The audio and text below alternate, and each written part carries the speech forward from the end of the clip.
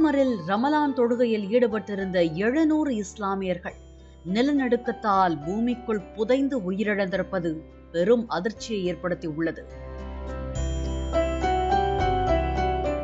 மியான்மரில் கடந்த மார்ச் 28ஆம் தேதி அன்று ஏற்பட்ட சக்தி வாய்ந்த நிலநடுக்கத்தில் பெரிய பெரிய கட்டிடங்கள் அனைத்தும் குலுங்கி இடிந்து விழும் வீடியோ காட்சிகள் இணையத்தில் வெளியாகி உலகையே உறையச் செய்தது.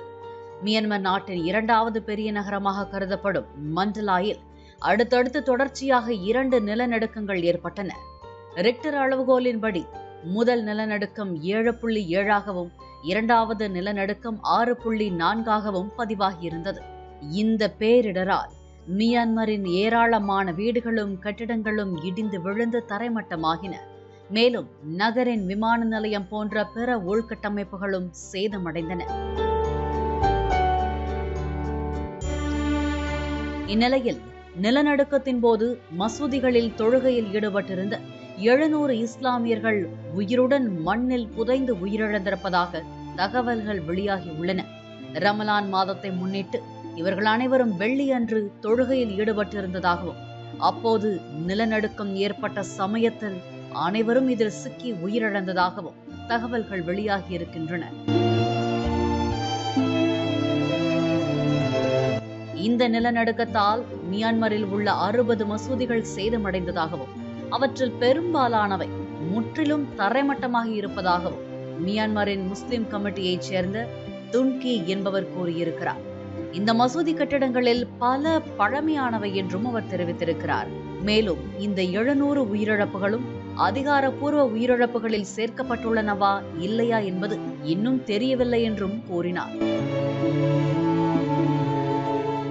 இந்த சக்தி வாய்ந்த நிலநடுக்கத்தால் குழந்தைகள், பெரியவர்கள் என சுமார் 1700 பேருக்கும் மேற்பட்டோர் இதுவரை உயிரிழந்துள்ளதாக தகவல்கள் வெளியாகி இருக்கின்றன. இந்த நிலநடுக்கத்தால் 3400 பேர் காயமடைந்திருக்கிறார்கள்.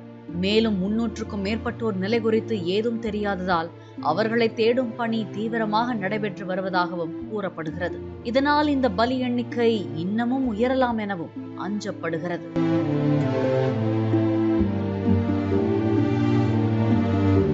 இந்த நிலநடுக்கத்தால் மியான்மர் நாட்டின் தலைநகரங்களான நெபிடோ மற்றும் மண்டலாய் ஆகிய நகரங்கள் அடையாளம் தெரியாமல் உருக்குலைந்து போயுள்ளன.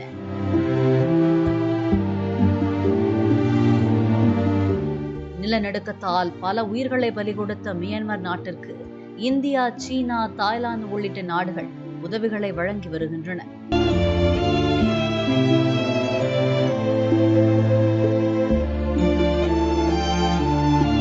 இந்நிலையில் இஸ்லாமியர்களின் புனித பண்டிகையான ரம்ஜான் கொண்டாடப்பட்டு வரும் நிலையில் நிலநடுக்கத்தின் போது மசூதிகளில் தொழுகையில் ஈடுபட்டிருந்த 700 முஸ்லிம்கள் உயிருடன் மண்ணில் புதைந்து உயிரிழந்திருப்பதாக தகவல் வெளியாகியிருப்பது உலக மக்களை சோகத்தில் ஆழ்த்தியிருக்கிறது.